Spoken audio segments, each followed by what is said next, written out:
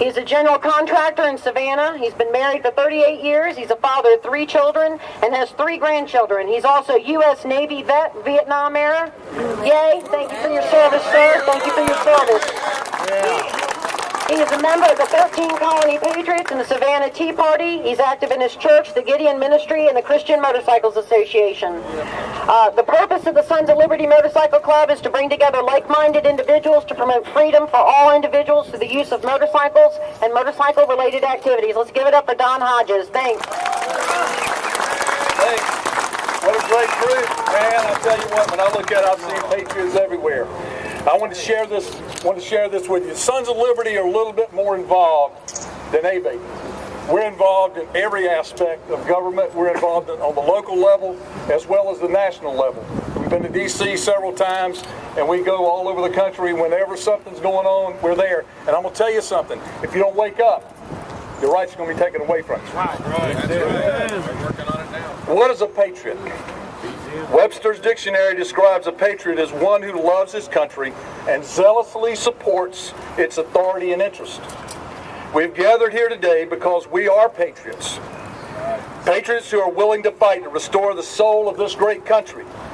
No country in the history of man has ever been blessed by God like America. But our apathy as God-fearing Americans, by trusting our legislators behind us to look out for what is in our best interest, has backfired on us. We are now forced to get involved, and as far as the Sons of Liberty is concerned, we will stay involved, and we are active. We're going to stay active by holding our leadership accountable. We've been slowly watching our Constitution being systematically dismantled by the regime in Washington, D.C. These individuals do not care about the rule of law or our Constitution. They have an agenda, and that is to take America down at any cost. And now we're watching these non-elected appointees subvert our rights by regulation without legislation. You know, that's why this money was given. It wasn't legislated. We are tired of watching our government sell our country out by making us a debtor nation, by thinking we're obligated to help other nations out of poverty at the expense of the American taxpayer. We are tired of watching our taxpayers' money be wasted on people too lazy to work. We are tired of the American taxpayer being burdened with idiotic programs like this one that will not work, and yet they continue to fund these programs. And that's why we're here today. We're tired of the federal and state governments thinking they can single out the motorcycle community by saying they want to do bike safety checks. And I was in that check on I-95 in Savannah, and it was a waste of time and taxpayers' money.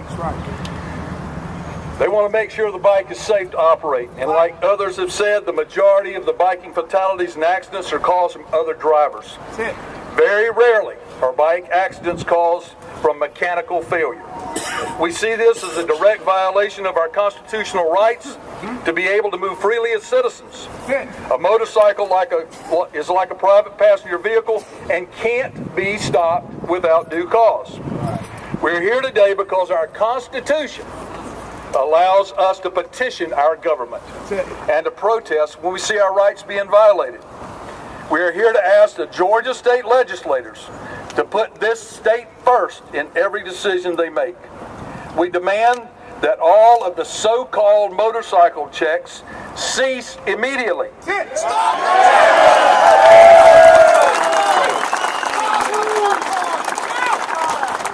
And we demand that all taxpayer funds be returned and that any future grants dangled in front of the legislators by our federal government be denied. That's right. This country is standing on the edge of a cliff right now. And unless we have responsible leadership that will put all of the special interests and their own self-interest aside and be determined to make the hard choices to save this great country and state, we will fall.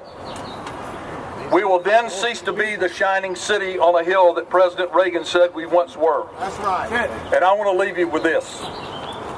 About 10 years ago, I was on a plane flying back from Russia. I've been on several mission trips over there. And there was a beautiful young Russian woman seated behind me on the flight back that I'd been talking to. When we finally got close to Boston, I told her if she would look to her right, she could see America.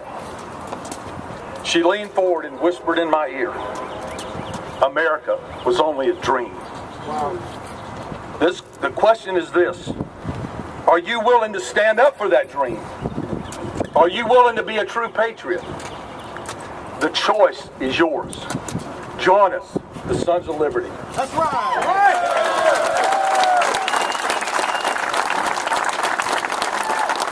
Thank you, Don.